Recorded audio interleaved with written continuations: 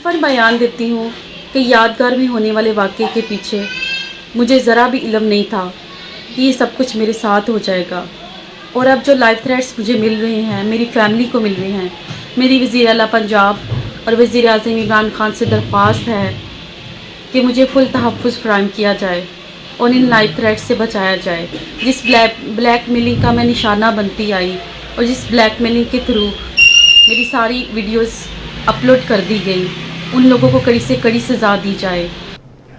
मैं हल्फन बयान देती हूँ कि यादगार में होने वाले वाक़े के पीछे मुझे ज़रा भी इल्म नहीं था कि ये सब कुछ मेरे साथ हो जाएगा। और अब जो लाइफ थ्रेट्स मुझे मिल रहे हैं, मेरी फैमिली को मिल रहे हैं, मेरी वज़ीर आला पंजाब और वज़ीर आज़म इमरान खान से दरख्वास्त है कि मुझे फुल तहफ़्फ़ुज़ फ़राहम किया जाए और इन लाइफ थ्रेट्स से बचाया जाए। जिस ब्लैक मेलिंग का मैं निशाना बनती आई और जिस ब्लैक मेलिंग के थ्रू मेरी सारी वीडियोस अपलोड कर दी गई, उन लोगों को कड़ी से कड़ी सज़ा दी जाए।